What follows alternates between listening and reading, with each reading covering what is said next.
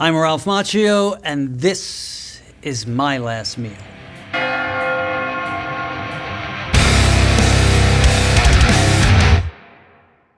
Every person has exactly two things in common. We all gotta eat and we're all gonna die. You might recognize today's guest from The Outsiders, my cousin Vinny in the extended Karate Kid universe. You can check out his new movie Karate Kid Legends in theaters soon, but his greatest accomplishment is being named captain of the 1992 New York Islanders. Ralph Macchio, welcome to the show. That's it, boy, a deep dive right there. Thank you, man. Thanks for having me. Absolutely. So you were named one of the celebrity captains of the New York Islanders in 1992, and though you couldn't lead them to the playoffs, Right. there was potentially a nicer guy celebrity who won the Stanley Cup with him that year. Do you know who it was? Wow, let me see, the 92 nicer guy celebrity? I don't know. Who There is aren't that Mr. many. Rogers on that list? I'm trying to Mr. think. Rogers captained the Pittsburgh nailed it. Penguins, Ralph. I nailed it.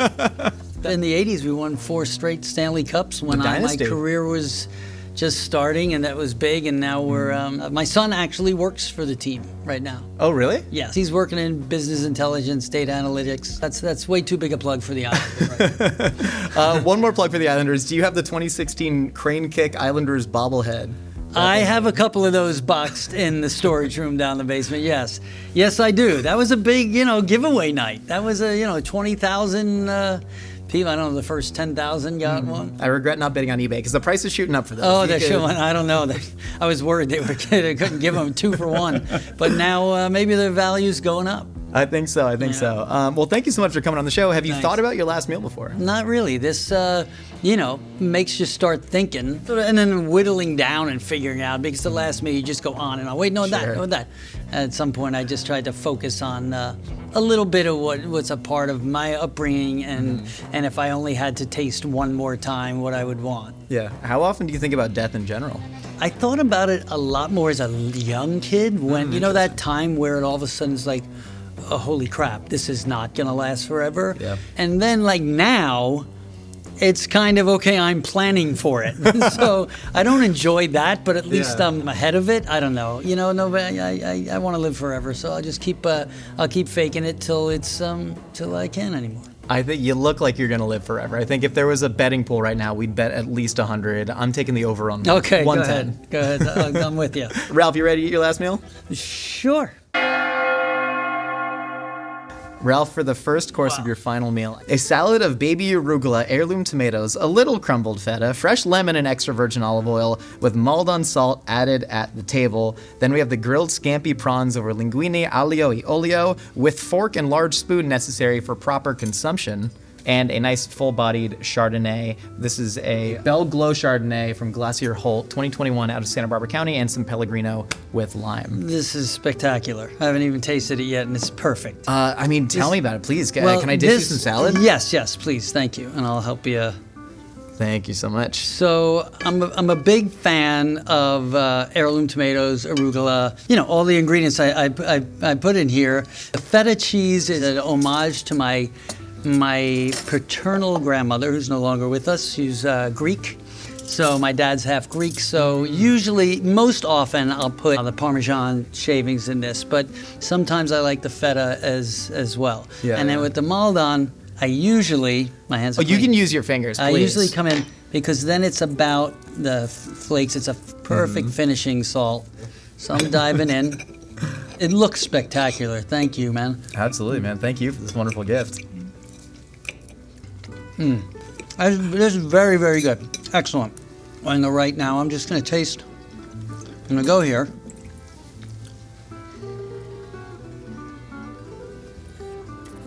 It's big, fruit-forward, full-body, oaky shard. Please dig into the linguine. Yes. I want to ask, you grew up in an Italian family on Long Island. Your father was in the waste management business. You worked with Somewhat. Francis Ford Coppola. Yes. Ralph, if you were in the mafia, now's the time to tell us. You got I'm one more not, day. I'm not. My dad wasn't get a in the plea waste, deal. My dad, not necessarily waste management. It's close enough.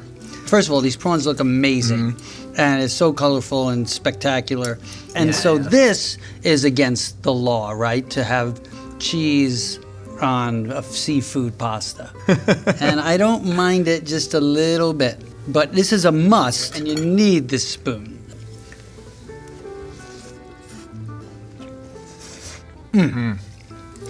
Wow. Home run. We could stop here. Mm-hmm. We could just I'll go stop. home. I could I'll go die home. any minute. This is really very, very good. It can't be over until we talk about your new movie, Karate Kid Legends. This is the first time that we're seeing the LaRusso Miyagi verse coincide with Jackie Chan's Mr. Han. What made you want to tell this story, and how is it different than the others within the universe that you told? You know, obviously the Karate Kid universe, big part of my life. Yeah. The film franchise has just been so embraced over the years. It's a piece of pop culture. It's, a piece of a lot of people's childhood. The character of Daniel LaRusso represents a piece of all of us in a way, and then through the Cobra Kai series and the sort of global impact of that going to Netflix and continuing that story from the Johnny Lawrence point of view and the William Zabka, who's so wonderful in the show, and our partnership and all the kids on it just blew up even bigger and bigger. So when they came with this concept, I said, how do you connect? You know, let's figure out an organic way. And they did. A scene in Karate Kid 2 that kind of explains how China and Japan and Okinawa came together with Kung Fu and martial arts.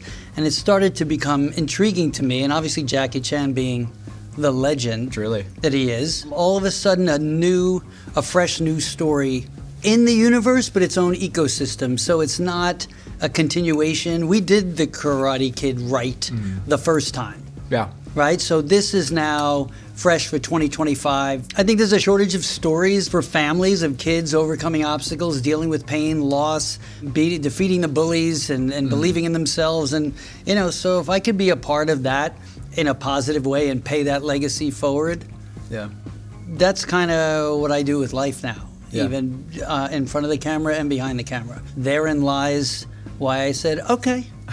And it's exciting. And listen, I started this thing on the big screen. Why not get back up there? It's interesting how everything funnels back to the original Karate Kid in a weird way. Like, you have, of course, a new generation who watch Cobra Kai on Netflix.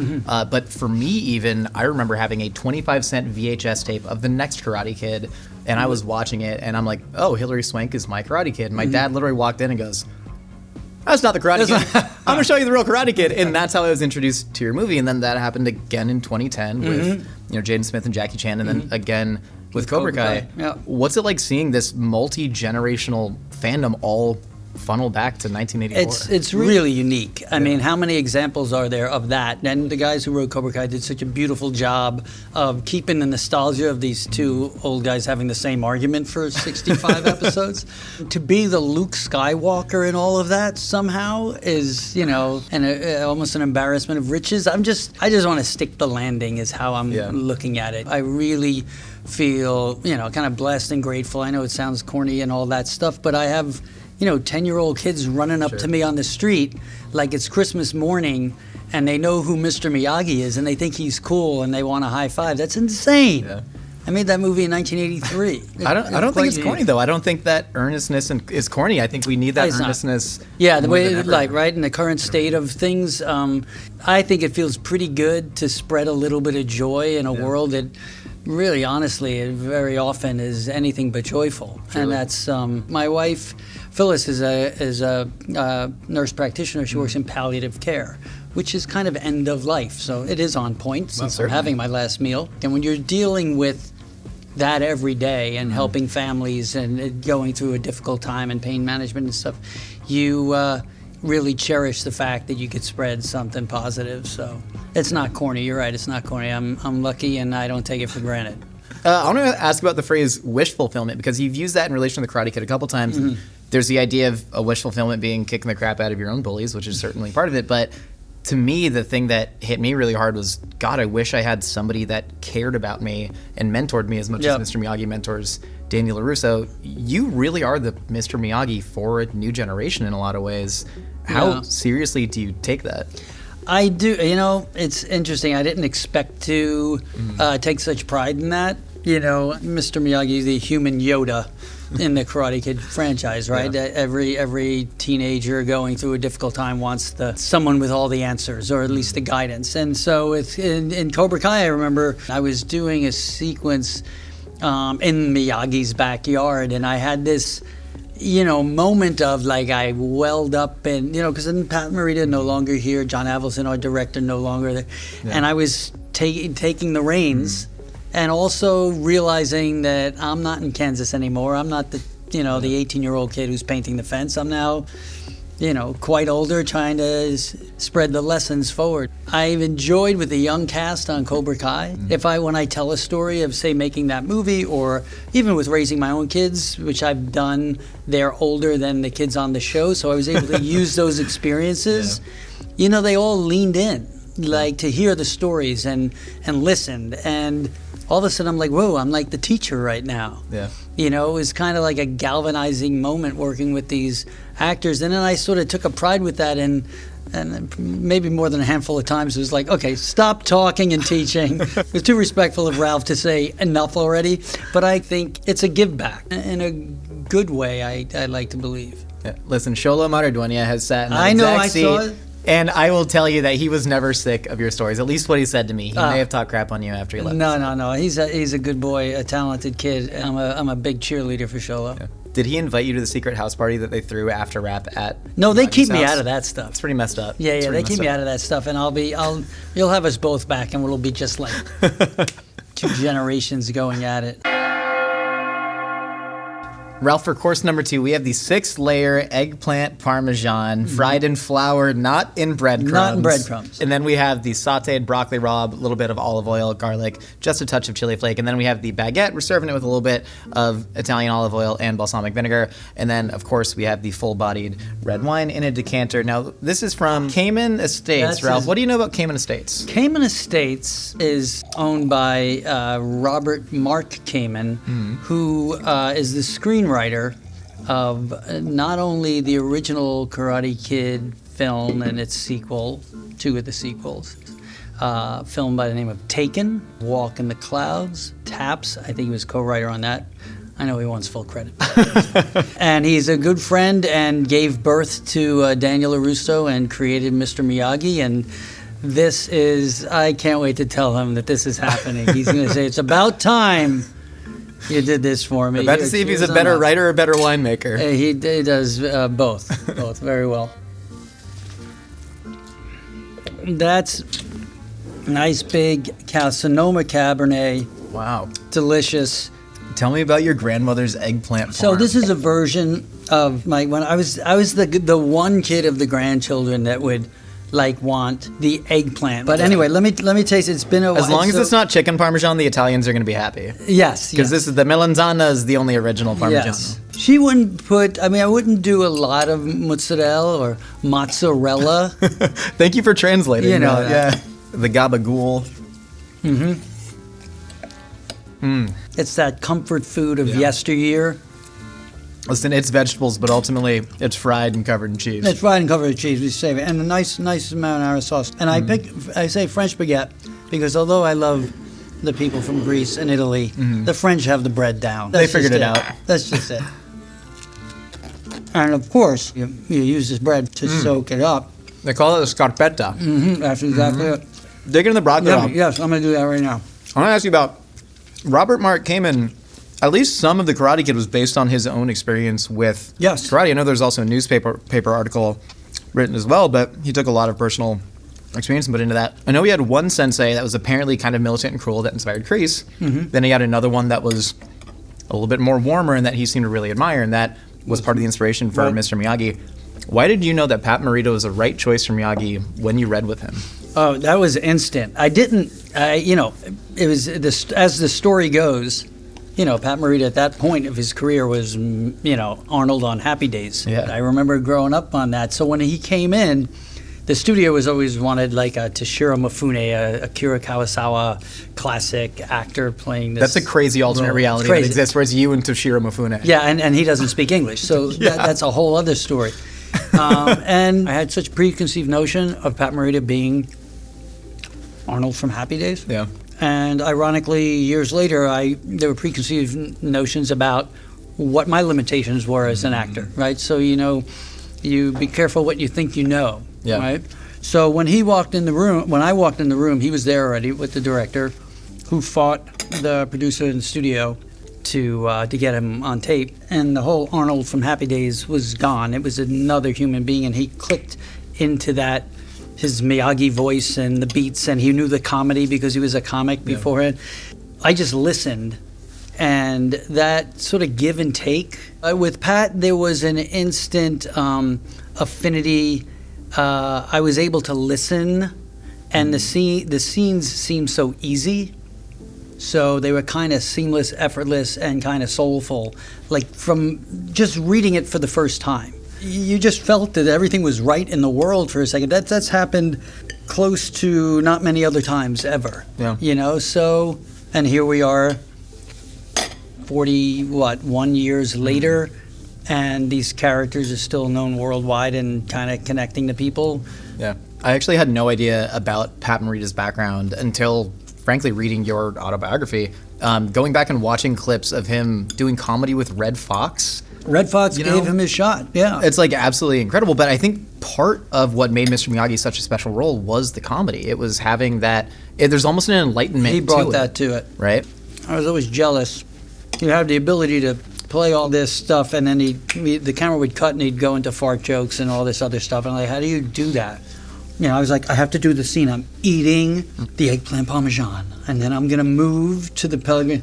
And he taught me how to just let that all breathe and don't take it too seriously. But when we're rolling, it's 110%. Yeah. And then, I mean, now in Karate Kid Legends, like, Miyagi's sort of being reinserted a little bit back into this franchise. Do you think that, I mean, in a way, his teachings are like the driving engine of everything? They still keep going. That's what hooked me to move forward, because you're helping out a kid who needs guidance, as I played that kid who needed that guidance. And in Waxing On, you talk about how, you and Daniel LaRusso are very inextricably linked, and even as you were filming it in the time, you kind of felt a big part of yourself in that. Is that why you've been so protective of him as a character? Because I know somebody once floated the idea of a movie where Daniel LaRusso's son and Rocky Balboa's sons are screw-ups, and you have to train them to fight each other. Listen, it's a big idea. And now, it's interesting when you think back when that was pitched. That's probably mid-90s. Whoever those two guys were, they're so ahead of their time, because now with all the multiverses and the Spider-Mans and the Avengers, there is all. That's like, let's make that picture. And in essence, the big idea is a big part of how studio movies are made. The downside to that is very often the big idea is just a big idea, and it's not the story. And so I go back old school to find the story and the idea present itself, as opposed to let's create the poster and figure it out later. Yeah. Ralph, right now in front of Sony Pictures and God, will you say that there will be a Karate Kid, Rocky Balboa crossover in the future? Never say never. Never say never. And in Karate Kid Legends, there might even be some crazy little piece of storyline that actually doesn't feel that far from that, but it's not. Oh, how's that? Man, what a tease. What a tease. Ready to go to course number 3? Yes, for sure. This is excellent, man. Ralph, for course number 3, if you would unbox it, we have the Shake Shack French fries right here and double cheeseburger with go. The Shake Shack chocolate shake, and then of course the Samuel Adams Boston Lager. I'll give you the story behind. You say you eat this every single day for dinner. Every day. Incredible. Amazing. I think there's a big In-N-Out Shake Shack thing, right? Like out in California, everyone's like, watch your words, friend. Watch your words. Right. Shake Shack is just, I'm a New York Mets fan, so we'll go down all my fans. So we have a great Shake Shack out in the outfield, City Field. And the first time I had it, it's just something about the bun. Man, I'm going to need to go to my cardiologist tomorrow. I'm really excited. Take me with you. We'll get a 2-for-1 discount. It melts in your mouth. It's more like a dumpling than a cheeseburger. It is. Why can't I eat this every day and my numbers not skyrocket? So the reason why I added this is when my son was up at college, Boston College. I would go up from New York. I'd take the ferry across from Port Jefferson to Bridgeport, and then drive up to see him for his 4 years at Boston College. And on the way back, it was always about, can I catch that last ferry before the ferry's done? Otherwise, I got to drive around almost to Manhattan all the way. It adds another hour and a half. And so anytime I'd make that ferry on time, they always had Sam Adams in the bar part of the ferry. It would be my victory. Just a little bit of history. Cheers. You made the ferry. You made the ferry on the river Styx. Right. Getting carried away. And this is ballpark food, man. This is golden. There's no better food. Oh, man. Wait, I'm stopping for this. Well, boy, take a beer break. Now, I understand why this is popular. Okay. There's clearly a reason. Man. All right.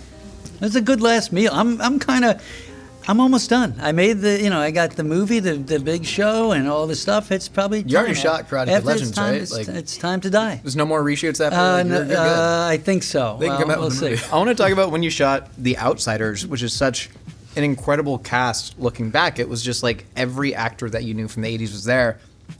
Rob Lowe, though, said that you should have had a sign that said "Do Not Disturb" written on you. Yeah. Because he considered you antisocial. Looking back on that, do you wish you would have gotten into more shenanigans, or did you need that hyper focus at the time? No, it wasn't. Listen, first of all, it's being bent and twisted for effect. So let me bring it back. I always had the "Do Not Disturb" on my door. I would blast. I think at that time it was either Springsteen, the Clash. Matt Dillon played the Clash like crazy. Adam Ant. It feels very in character for Matt Dillon in The Outsiders. He played the Clash constantly. He was big time in the Clash. I think C. Thomas Howell was Adam Ant. I had Cheap Trick going at that time.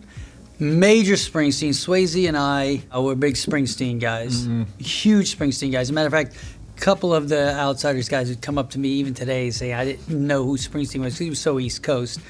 And then funny. they were. And Rob might have been one of those people. But yeah, I was, I was still the guy who was like, okay, Mom, everything's good in Tulsa. How's Dad? Yeah. But no, I got into some shenanigans with those guys. It was the 6th floor of what was the Tulsa Excelsior Hotel. But that floor will never be the same because it was me, Cruz, Rob was on the other side, Dylan was down at the end, C. Thomas Howell. It was nuts. I mean, I did go, here's a good story. I haven't mentioned this. I went back, I was back in Tulsa, one reason or another, maybe 10 years ago. And I went back to that hotel. No way. And I went up to the 6th floor. It was a different name. The lobby was Old Champion. That was 1982. And I went up to the and I came out the elevator and I looked to where my room was, and they were cleaning the room. And I looked in there, and the lineup for the bed and the thing, it just was like it was insane, out of body, like flashback. Those moments of nostalgia are so rich. But they are so bittersweet, and I have that, like I said, with Cobra Kai playing scenes in Miyagi's backyard that were invented decades before. Yeah. So it's pretty, that's the good nostalgia. Oh. Sure. I mean, there's the irony of nostalgia of you don't really know that a moment in time is as special as it is until 100%. You look back on it. It's like the moment is constantly fleeting. I know you've talked about going through some darker times, like Karate Kid 3 wasn't all that you wanted it to be. I know you've said that it's now reinserted into the Cobra Kai format and how much of like a blessing that is, but what you called the lean years in the 90s, how did you sort of prevent yourself from giving in to cynicism? It wasn't all by design. My kids were born, so I started my family, and for me, there were certain days I, kind of like, wow, that whole career thing is, quelled to a point of, there was less opportunity. And so it was more about creating opportunities or being creative. So that's the good news. You could always be creative. Yeah. Can't always make a living out of it. Sure. When I look back on that time, guest spot here, indie film there, shooting a short film here, writing one-act play, and just keeping myself busy. I was around for my kids' childhood. Yeah. So by design, it's almost like, and I'm going to have this big hit Netflix show in 18 years, so let me kick back now. That wasn't the case, but the fact... And what the hell is Netflix? What is Netflix? I mean, exactly. The DVD mailing company? Yeah, what is that? I still marvel at that. God, truly. But you take the lessons, it's like any, failures and difficulties breed a more understanding going forward than success sometimes, very often. Yeah. And that was the case for me. I think everything tasted way sweeter the second time around based on having those challenges. I've gotten the opportunity to sit next to a lot of people in this booth who have accomplished a lot of things in many disciplines, and 0% of them have said that they regretted not spending less time with their kids. Right. Right? Like, that's never happened in history. They say, God, I wish I would have worked. Yeah, no, I had that, and I still have, and we're still very close. My kids are third. My daughter will be 33, which is just stupid to say out loud, but it's true. She's wonderful, and my son's 29, and I'm only 31. How did I do it? Ralph, we are at the final course of your final meal. We have the apple pie a la mode, fresh baked butter crust with Honeycrisp apples inside, and then the double espresso macchiato. Macchiato. So that's an espresso shot with the foamed milk on top, not mixed. Not mixed. Please dig in. Woo, baby. This looks amazing. Do you have any special connection to apple pie, or this is just a good I just like dessert? it. It's like, no.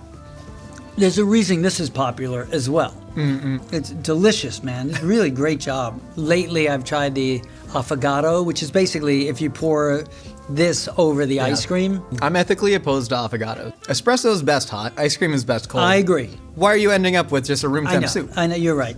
Okay, overruled. We're done. I'm never having another one. Thank you so much. That really means a lot.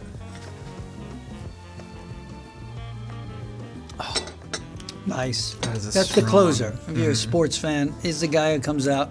Mariano 2 Rivera. hours. Wait, no, sorry. Who was a closer for the No. Mets? Well, I mean, there were many, but none as good as that guy. Fair enough. I want to talk about the potential alternate universes that could exist looking back at that 80s cast of actors, because there could have been a Karate Kid with Charlie Sheen or Robert Downey Jr. 100%. But there also could have been a Back to the Future with you as Marty McFly. Yep. It's funny you have the apple pie here, because I have one more dessert. Uh-huh. You referred to the role of Marty McFly as being apple pie, and you were a little too cannoli. Uh-huh. But you've learned to lean into that now. What did you mean by that? Well, it's a good story. Good pull right there. And you can eat the cannolis. Listen, I will take a bite of They're cannoli real. because I'm going to break in a second. So, John Avildsen, who directed The Karate Kid, called Elizabeth Shue the Strawberry Shortcake and me the cannoli. And so when I met with Zemeckis and Spielberg, they were talking about, a lot of people met with them on that movie. They cast Eric Stoltz before Michael J. Fox.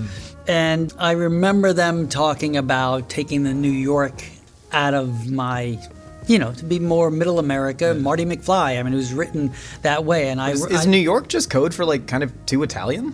Maybe. Yeah. Maybe. I think it was a combination of the two, but I think Karate Kid, the original Karate Kid, broke about 4 weeks before this meeting. So I was probably might want to meet that guy right now for whatever the reason. The irony is the role went to the perfect actor, which is Michael J. Fox, who turned out to not be apple pie, but is Canadian. So there you go. What, poutine or the right actor got the right part. You are killing me. It's time to die. It's time to die, Rob. Yes. Man. All right. Really great. This might have done me in. This is a lot of sugar. Espresso's you gotta mix it, toss the espresso in the red wine. That'll and put that's gonna get you right. Yeah, exactly. One's a depressant. Joe Pesci always used to say, we were making my cousin Vinny. We'd have wine at dinner or whatever, and he goes, and we were talking about how wine makes you tired, and he'd always go like this to me. He goes, just kills me. He goes, it's a depressant, but then it's a stimulant.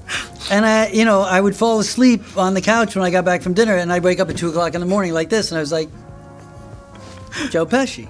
That's such a fantastic Joe Pesci. Wait, can you do De Niro telling you that you should go to a heroin shooting gallery when you did the play with him? Can you do that one? Damn, you did read everything. I think you should, you should go. You should go. You can't just, pretend. Well, now I'm going Chris Walken. So they're all coming. They're all coming right now. After the wine, the beer, so that's the best I got. I know you've thought about your Oscars in memoriam clip. If you could make a pitch to the Academy right now, what do you want it to be? Yeah, no, and I mean it'll most likely be the active crane kick that catapulted that movie franchise, but. That's a tough one, There's a scene at the end of The Outsiders that I really love when Johnny, my character, has moved on, and he's talking about nothing gold can stay and what that means. And it's kind of, Coppola really worked with me to sort of like clear the acting out of it because I was performing it, and he kept trying to just get the performance out, and and it got to that point where I was tired, you know. I mean, a lot of David Fincher, they say he does that a lot with actors with Social Network. He would do stuff over and over until they got to the point of being tired, and it became natural. And Francis did that with me, and I think that's one of the purest scenes that I'm just delivering that, and it's about no longer being there, but being sort of enlightened and ahead of, wise beyond his years. Yeah. I don't know, that just came to mind. I know. That's beautiful. I do have a counter pitch. Okay, Hear me go ahead. out. In Entourage, you're talking about how you didn't let the monkeys out of the Playboy Mansion. Right, it was Pauly Shore. It was Pauly Shore. I'm just saying that could be a good, counter to the earnestness. That's it. No, I love Entourage. That was a great episode. It was fun. It was the first time I played a version of myself. And then I think that may have led into Wax On, Off. It's the greatest 4 minutes of every day. What do you think happens when you die? It's a tradition that we ask everybody at the end of the meal. I don't think that hard about it. I'd like to believe in my life that I've earned the right for it to be a pleasant place. Sure. But, I'll call you when I get there. Please, let me know, man. Let me know. It's been fantastic. You ready to go to the lightning round? Sure. Ralph, who is the one person, dead or alive, you'd want to share your actual last meal with? Gene Kelly. What song do you want played at your funeral? Thunder Road. You've worked with Francis Ford Coppola, Robert De Niro, and Joe Pesci. Can you rank them in terms of Italianness? of Italianness? From that's least Italian to most Italian. Maybe De Niro, Pesci, Coppola. De Niro and Pesci are interchangeable. But Coppola's the most Italian. I think so, yeah. He's also had a lot of other Italians make a lot of Italian. Yeah. Yes, he knows how to make Italians look good or famous. Who is your dream eulogizer at your funeral? Springsteen. Never met him, but I don't know. I just gave it to Springsteen. I just don't know why. Do you think Rocky should have been called the boxing guy? Right, that's good. And then I could have been called just LaRusso. Uh-huh. Yeah, I think it should have. Let's make that switch. What's your biggest fear?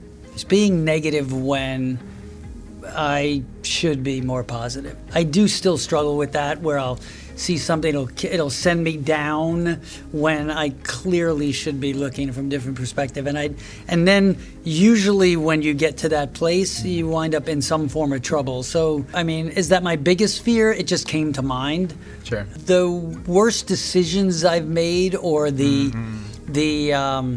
things that I'd like to have a do-over on, was when I was either negative or fearful. Gotcha. So one feeds the other. At what point did you shoot him? I never shot the clerk. At what point did you shoot? You never shot the clerk. Well, that's okay. Are you happy? I am happy.